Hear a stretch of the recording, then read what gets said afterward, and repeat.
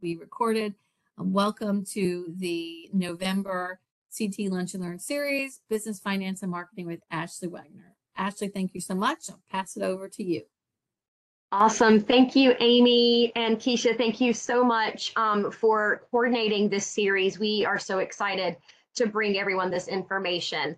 As Amy said, I am Ashleigh Wagoner. I am one of the business, finance, and marketing education consultants within the CTE division at DPI. So I will talk a little bit about business, finance, and marketing as a whole, but my mission today is to focus on the courses and pathways that I manage. So we'll talk about the big picture and then we'll narrow down just a little bit. Real quick, I want to just share a little bit about myself. I am a licensed business and marketing teacher. I started my teaching career in Brunswick County and then moved to Pitt County, where I was a marketing teacher. And then I had the privilege of working as a CDC. And I loved that. Present job excluded, maybe. CDC was definitely my favorite job. I loved that work and I loved working alongside the school counselors. It was a really great relationship. And I cherish that time that I had at JH Rose working within student services. So I'm thrilled to be with you all today. I consider you all my people, counselors and CDC. So if there's ever anything that I can help you figure out or answer from a CDC's perspective, looking at these BFM courses and pathways, I'm always happy to help, and I'll share my contact information. Oh, it's on the screen. So my email address is right there. And Amy and Keisha, just real quick, will you be checking the chat throughout? Yes, I'll be checking the chat. Great. Thank you. Okay. So to start off, let's take care of some basic housekeeping. We have an attendance check-in form. There is a URL, and Amy has placed that in the chat, so you can click that link. There's also a QR code if you want to capture that with your phone or other device that you might have. So here is your attendance check-in. I'll leave that up for just a moment.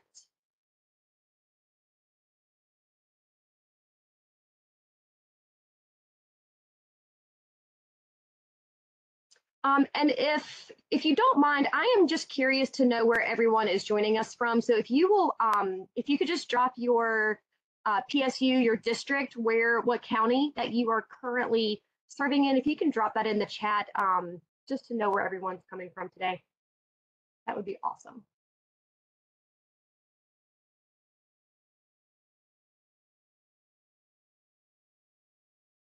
So some more housekeeping pieces. If this is your first Lunch and Learn session, you might learn that this does have some CEU credits, which is why we're asking you to do the attendance check-in, so we have that on record. We will have, it is recording, so hopefully you noticed that alert that came through that the session is being recorded. And this information will be shared out to you. It will be made available to you. So if there's something that you didn't quite catch, at some point during the session, you can always go back and watch.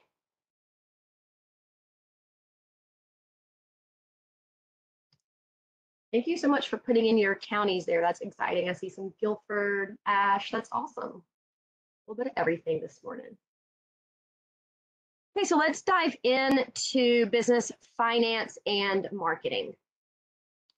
It's a pretty large program area. We have a lot of pathways and a lot of courses. And we take a divide and conquer standpoint. So Elizabeth Matthews is my counterpart. You will hear from her on December 6th, I believe. So she manages all of the business and finance based courses. So you'll see on the left-hand side of your screen outlined in orange, these are Beth's courses and pathways. So accounting, financial planning, business essentials, business law, business management, and project management. So those are all of the pathways currently managed by Beth Matthews, and she's going to share more information about those pathways in a couple of weeks. The pathways on the right, highlighted in the green box, is what we will talk about today. these are the pathways that I manage and the courses that I am responsible for. So you will see all of that on the in the right-hand side. That's what we're going to cover today.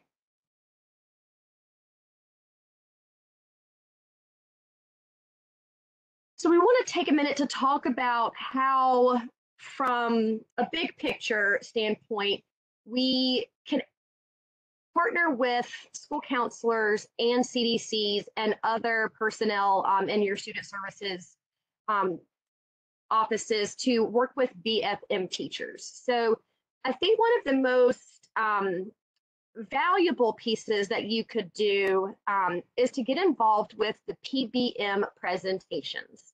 So PBM is the acronym we use for performance-based measurements. And these are the proofs of learning in some of our courses that have replaced the traditional CTE state assessment. So you may be familiar with courses like marketing and entrepreneurship no longer have the state mandated CTE post-assessment. Instead, there is a performance-based measurement. So this is a project type assignment or a portfolio. It could be a variety of different formats, but there's almost always a presentation component that can require or we maybe encourage the teachers to bring in people other than just the classroom teacher to evaluate these PBMs. So that may not be at the end of the semester. It could be throughout the semester because we ask the teachers to do checks throughout the course because we really want this to be a formative assessment and give the students opportunities to learn and grow with these PBMs. So talk to your teachers at your school who maybe have these PBMs as the proofs of learning and see if there's ways that you could help to evaluate these presentations or maybe looking through portfolios. It really depends on the format. So that would also give you some insight when you are suggesting courses for students or helping students pick pathways to know that this student would be required to do a PBM, which might include an oral presentation. So that would help you being able to guide that student into appropriate pathways. And you would also be able to know which courses have 100-item multiple choice tests and which courses are using either credentials or performance-based measurements. So I'm not going to get too much into the weeds with those courses. If you have specific questions, I'm always happy to answer questions. But that's a main one that I wanted to focus on and point out to you that I think would be really helpful in the classroom. The other thing is that we have a lot of work-based learning opportunities that you could help direct students to. So a lot of our courses connect work-based learning opportunities like internships, apprenticeships, and job shadowing. And you all are critical connections for students into those roles. So work with your teachers to find out where there might be some opportunities for work-based learning and see if you can help place students into those opportunities. We also encourage you to visit their classrooms. We know that students don't always know as much as they need to regarding their GPA, graduation requirements, et cetera. So the more information you can provide to those students is a great opportunity. And then the last thing I want to highlight is volunteering with our CTSOs. We're going to talk about the specific CTSOs towards the end of the presentation, but this is a really fantastic way for you to see students really shine in their CTE program areas. So if you've never taken any time to look at the CTSOs, DECA, FBLA, FFA, FCCLA, they're all fantastic organizations, and watching your students get dressed up and prepare for a competitive event or prepare for a big presentation is a big highlight. I think it was one of my favorite parts of my job was watching students do DECA, and I think it would really give you a whole different level to connect with students.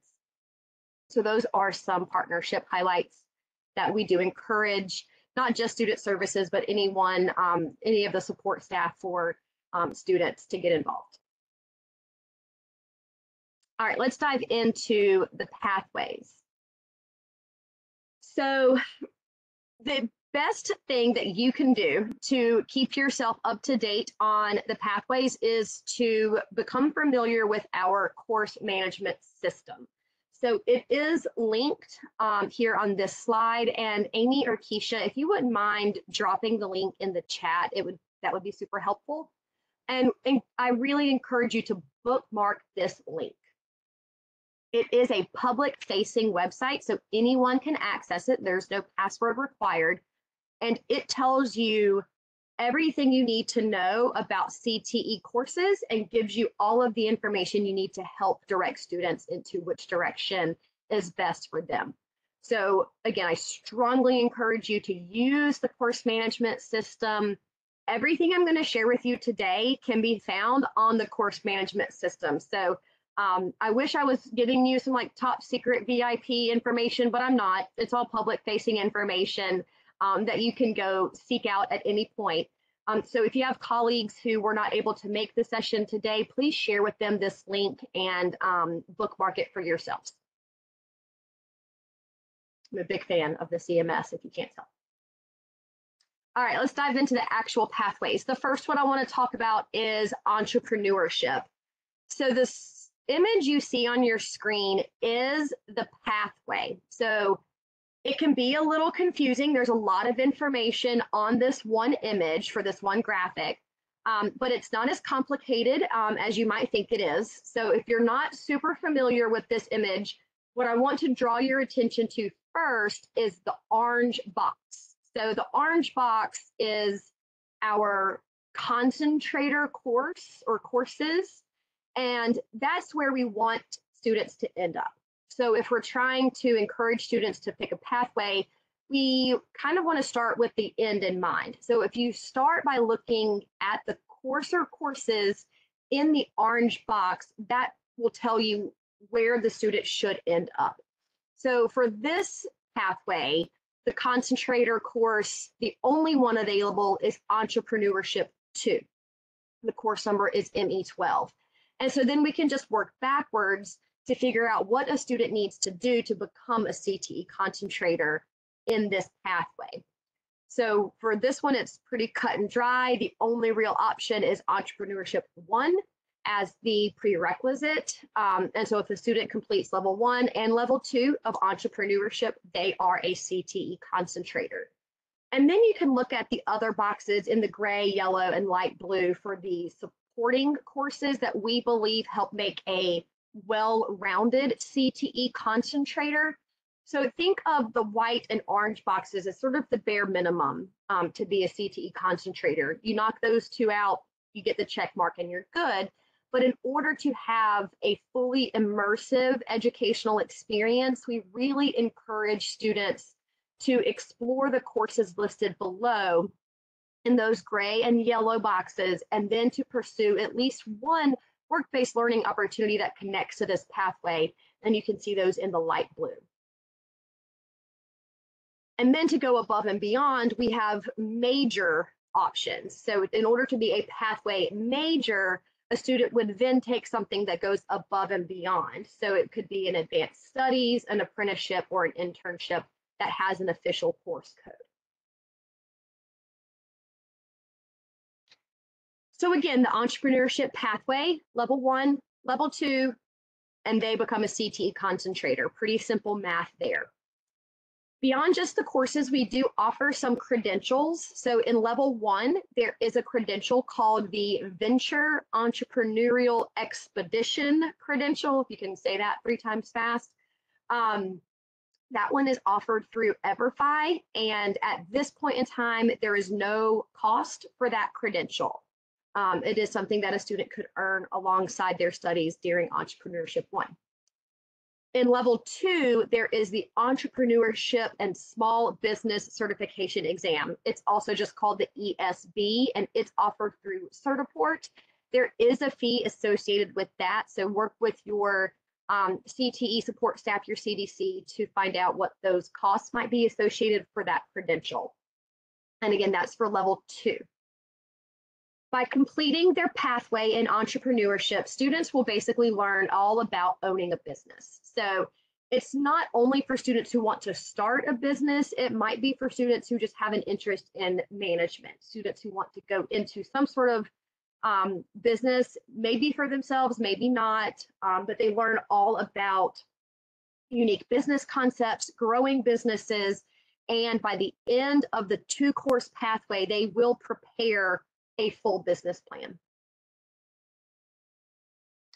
Some information about entrepreneurship that's pretty interesting to me, that in North Carolina, entrepreneurship accounts for over 99% of businesses in North Carolina. So when we look at small business ownership, it is the bulk of the industry in North Carolina as of 2021. And we're looking at overall employment, it employs more than 1.7 million employees. So somewhere along the line, most people either work for a small business, they own some sort of small business, they have some direct connection to small business ownership. And then you can see in the graphics on the bottom of the slide, a lot of various industries can be covered in entrepreneurship. So we don't want to pigeonhole students into one industry or another. The beautiful part of entrepreneurship is that it covers a variety of industries.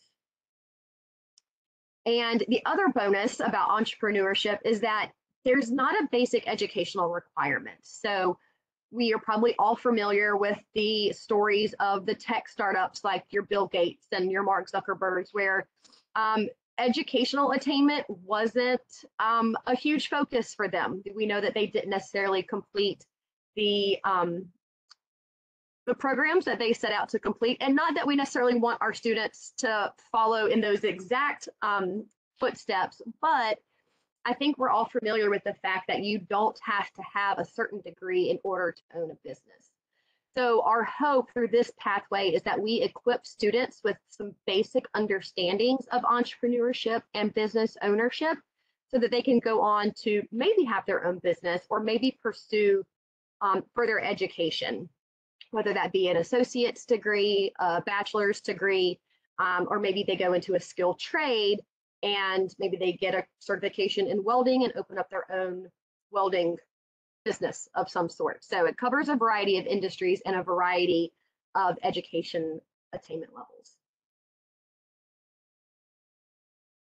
Next is marketing management. It's also a pretty simple one. It's MM51 marketing plus MA52 marketing applications. And the same setup exists for this pathway, that we want to look at that orange box because that's what we want students to complete. And we work backwards to make sure we're guiding them through the appropriate courses. And then they can take anything in the gray and yellow boxes to help support their education. And then of course, we always encourage those work-based learning experiences.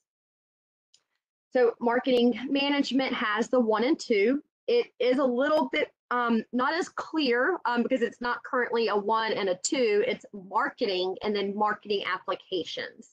So if you are guiding students, make sure you note that marketing applications is the second level for this pathway. They have to complete marketing, MM51 marketing, before they go into marketing applications. There are also some credentials available. We have a customer service and sales certification and fundamental marketing concepts. Both are level 2 in marketing applications. The cool thing about the customer service and sales certification, it is sponsored by the National Retail Federation.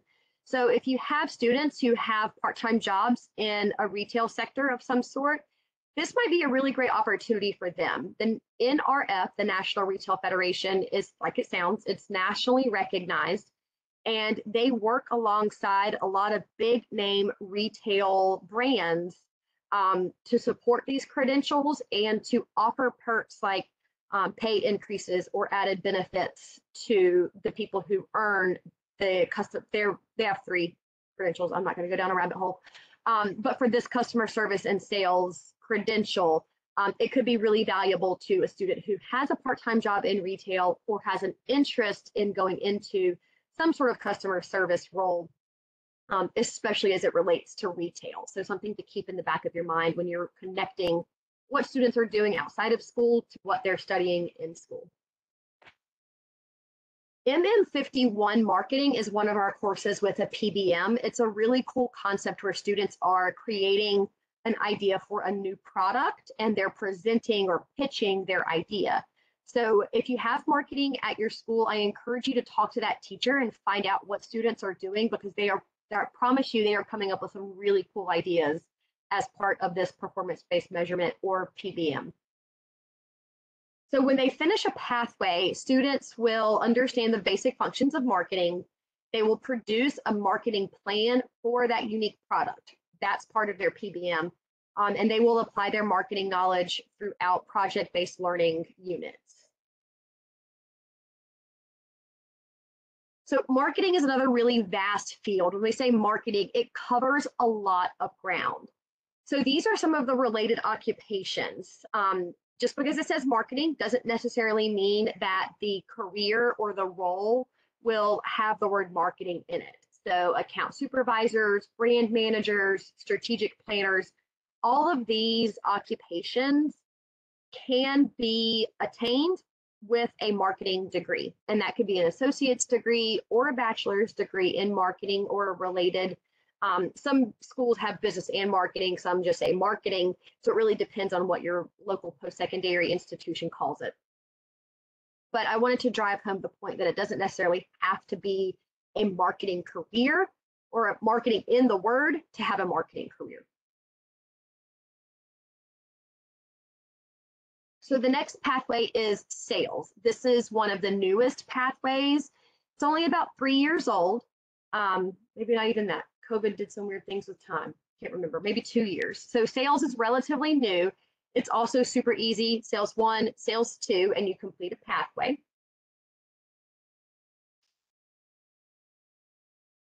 So the biggest thing about the sales pathway is that it really encourages students to get comfortable with public speaking.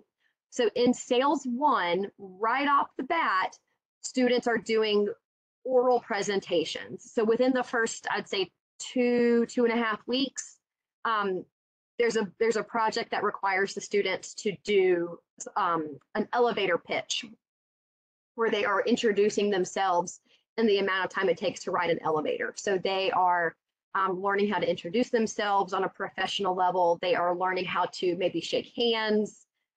They are learning how to give someone a very quick synopsis of themselves and their career aspirations. And that's just the first couple of weeks of class. So as you are talking to students, make sure they understand that this is a requirement of the class. I don't think a student should be deterred from the class. So even if a student has some anxiety about public speaking, which is totally understandable, and we know plenty of students who do, it is kind of like dipping your toe in. It's baby steps into public speaking. So I don't think it's anything that a student should be scared of or deterred by. It's a wonderful course where students really get to explore different topics, and it could be a great way to get students to work through any public speaking anxieties that they might have. And of course, it's also great for your students who love to talk. I'm sure you can think of a few off the top of your head. So this is a great opportunity for them to channel that talent into something productive, like sales pitch. So throughout the pathway for level 1 and level 2, they cover the entire selling experience. So the process that starts with research, and then before you even begin to sell something, all the way through follow-up, it covers a little bit of everything. So it's not just like a salesperson, say like in a Verizon store, trying to sell you the newest iPhone. It goes beyond that. It covers some business-to-business selling. It talks about prospecting for customers. It does talk about cold calls. We try not to get into the telemarketing piece of the cold calls, but it covers a variety of industries. And we really wanted students to understand that sales is not just the stereotypical used car salesman or person at Verizon or the person at the department store spraying you with perfume. it can be a lot more in depth than that. So that's what they will learn throughout the pathway for Sales 1 and Sales 2. The most recent change we've had is sport and event marketing. So if you offer these courses at your school, you may have noticed that there was a recent name change. It was previously titled Sports and Entertainment Marketing, and we've made a very small adjustment to call it Sport and Event Marketing. So this is another 1, 2, level 1, level 2, and they're done. The most exciting part about the sport and event marketing courses, in my opinion, is the PBM. So for their performance-based measurement, students are creating an original event idea. It could be a sporting event, it could be a school dance, it could be a block party, it could be a charity 5K, it could be a variety of things. So students really get to investigate their own interests and plan an event from start to finish. So they are thinking through how they're going to promote it, where are they going to host it, who is the target audience, what is the purpose, what's the economic impacts. They're going through all of those thought processes to plan this event. So they do similar projects in level 1 and level 2. In level 2, it goes into more depth. So students will have to think more analytically about their event, and they'll really have to process and make some big decisions beyond just a who, what, where. So level 2 is also preparing for an event with a little higher order thinking involved. So one of the things I hear a lot from school counselors, from CDCs, and from teachers is that when students go to sign up for these courses, they think it's all about sports. They think maybe they're going to have a fantasy football team, or they're going to watch March Madness, or they're going to watch a bunch of sports movies.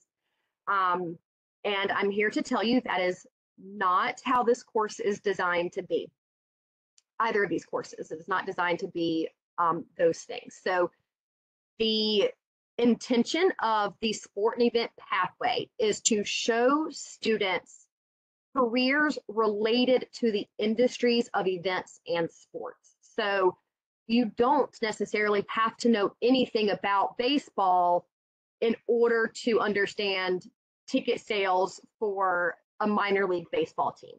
So that part is all about strategic marketing and research and noticing trends and analytics. So it's taking all of the things that we learned in marketing and looking at it through a lens of sport and event.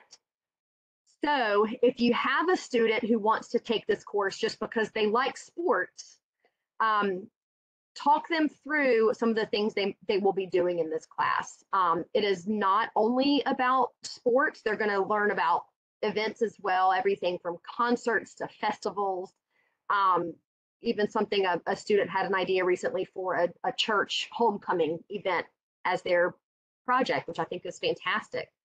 So it covers a lot of ground, but we know that the name of the course doesn't always tell students necessarily what they're going to be doing, or students just see the word sports, they get really excited, they sign up for it.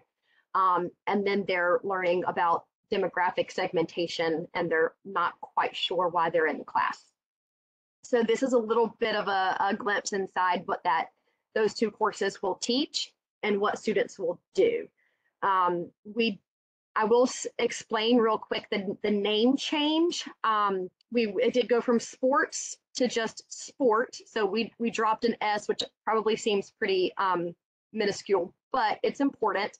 So when we were doing a lot of our research into updating this course and making sure that we were doing things aligned with industry trends and with post-secondary trends, something that I kept noticing was that it was sport management or sport marketing, sport planning. And in a conversation with a panel of post-secondary professors, they were able to explain to me that sports is what happens between the lines, on the field, on the court, on the diamond, whatever it is. Sports is what's happening between the lines. Sport is the business all around it. And so that was the decision for dropping the S, which you may hear students or teachers talking about, but it was a very conscientious decision to drop the S so that it is sports and event marketing. The last pathway that I want to talk about is our travel and tourism pathway.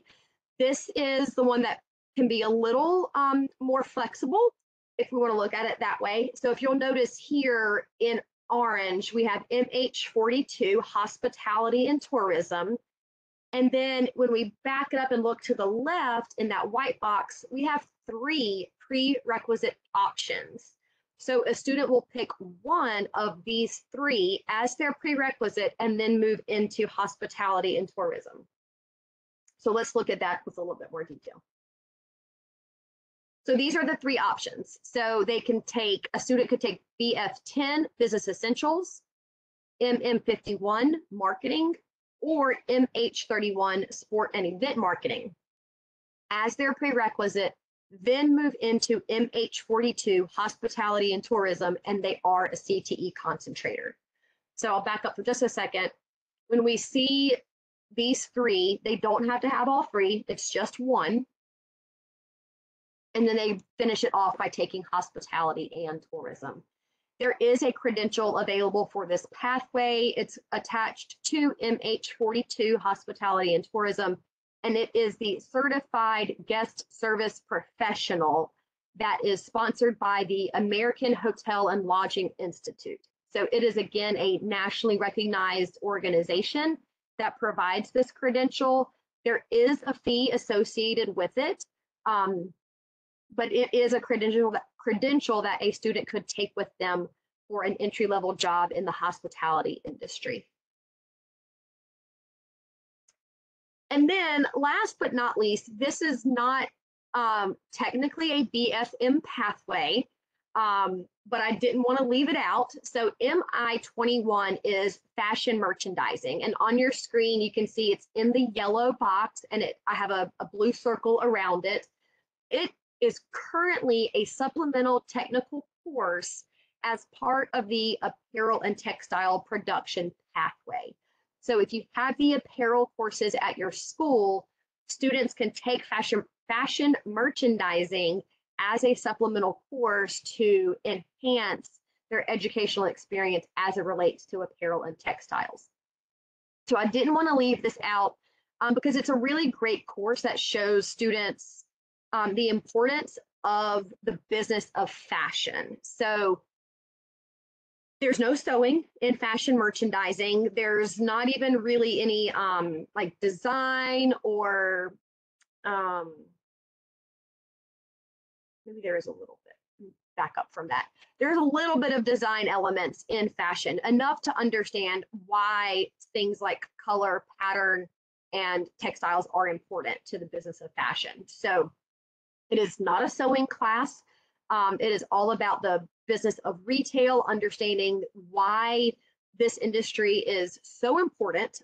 When I taught this class, I would always start on day 1 by having everyone look around and notice that one thing that we all have in common, without talking to each other, without saying a word, we all have the fact that we are clothed in common.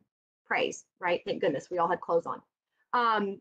So fashion merchandising and the business of fashion is really important because it touches every person in one way or another. So regardless of whether or not students are into designer, fashion, that sort of thing, it covers a multiple of levels of fashion merchandising. So students will learn economics, they learn about distribution, how t-shirts get from the manufacturer to their own closets. It talks about promotion. There's a really cool unit on window displays and how important they are around the holidays and for different events. And then of course there is retail management. So this is another really great course. if a student has a part-time job in the retail industry or is interested in a career as it relates to retail or fashion, this is a fantastic course to recommend students for.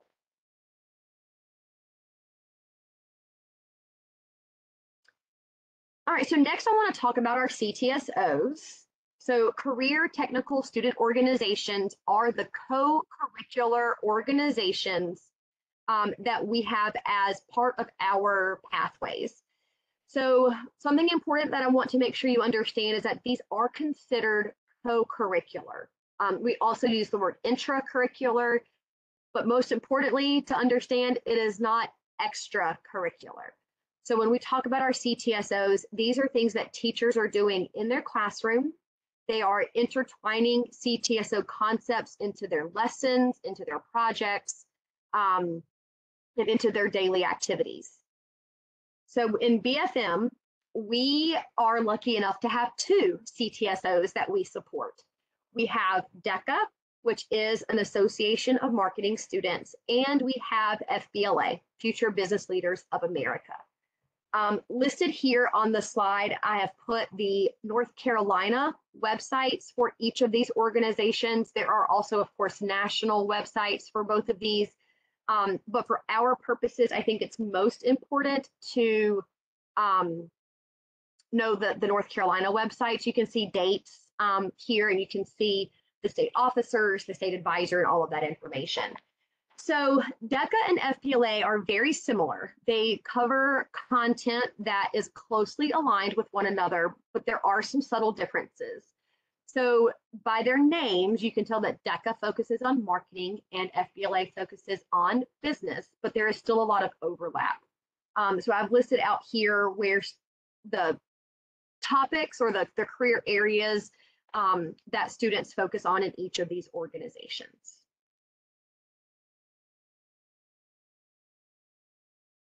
And that concludes all of the information I have to share with you today. There is a Q&A form, so if you have questions and answers, or if you have questions, I guess I'll provide the answers. I don't need necessarily for you to provide the answers unless you just want to. There is a QR code and a link, and Amy has also dropped that into the chat, so it is super accessible to get to the questions link, and we will provide answers or do our best to provide the answers.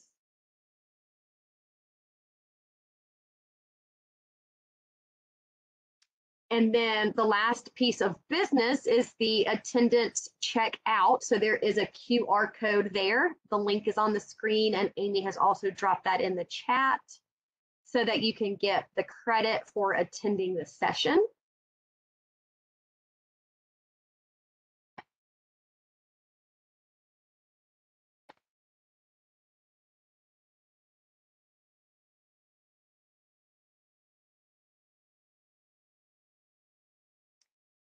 And if you have a school or personal social media account, we do encourage you to give us a follow. And if you are highlighting things related to your CTE students or CTE programs, please tag us, hashtag CTE for NC. And if you have something that you want us to share on our channels, we can always do that too. So if you can send us, tag us on your social medias, and we can share it out on our channels as well. We want to promote and celebrate the awesome things that are going on in your schools. So please share with us so that we can share on our channels as well. And that is all I have for you today. This is my email. If you ever need to contact me, you can send me a message.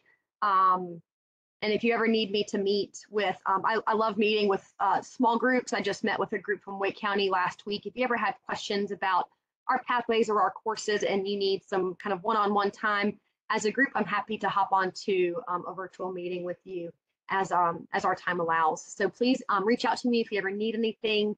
It was a privilege to be here with you all today. My fellow CDC student services people have a big place in my heart. So thank you for allowing me time today. And I'm here for any questions if we have time for that. Amy? Thank you so much, Ashleigh. I really appreciate the insight to sport and sports. I hadn't heard that. That's helpful. it's a big, it was controversial dropping that S. It didn't, not everyone was on board for it, and I get it, but I felt like it needed to be explained. Absolutely. And you're right. It can leave an impression of some other content in the course. Yeah. My I know, daughter took yeah. my daughter took that when she was in high school, so under the previous name. Yep. But we do have a few minutes. The purpose of putting the form for Q&A is to have you all reflect on what was covered today and think about if you have questions later on. The PowerPoint will be distributed with the recording through the CDC Moodle and then share that with Dr. Bryant to share through school counseling services, resources rather. But since we have a few minutes, if anybody wanted to type in any questions, I think Ashleigh's wonderful and able to put a great lens in there from the CDC perspective and working with school counselors. We'll just keep that open for a little bit, and otherwise So, Amy, I just got one. I think it might have been a private message. Someone asked to elaborate on the other credential offered for marketing applications. So that one is fundamental marketing concepts. So that one is offered, it's, so it is offered through the Ask Institute, ASK.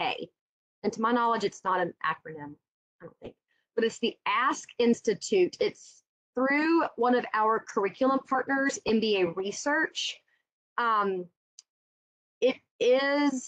is a fee associated with it. And I'll also say that it has, I feel like teachers have struggled with that one a little bit just from not having a lot of, it's harder to prepare students, I think, for that one. It is a good credential. I'm not sure, some of the other ones I was able to speak on industry recognition on the credentials. This particular one I am not as familiar with, so I don't have as much information about it, but I'm happy to connect you with the people who do. If you want to send me an email, I can happily send you some more information or put you in touch with people who can better answer your questions.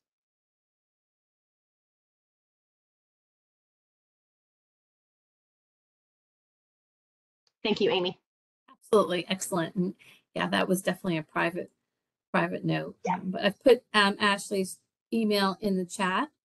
And there's another, just kudos in the chat coming towards your way. Aw, thank you. Great presentation. Have a great day. So glad Thanks, everyone was Rosalind. You able too.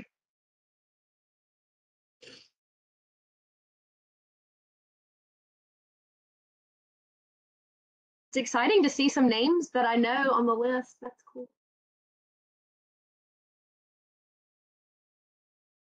I will put in the chat again, so it's at the bottom of the chat for you all. First, the Q&A form link. Okay. So you have that as you're wrapping up and closing out. So you've got that Q&A form, and that's always open. We're checking that every other week and sharing any questions back with the consultant who is hosting. And then I'll put in the checkout form just in case if you've missed that for your attendance to make sure. And I want to encourage you to make sure you come back December 6th for Elizabeth Matthews. She's going to wrap up the BFM content. So she'll share with you everything about accounting, financial planning. Y'all don't want me to talk about those courses. I don't know them.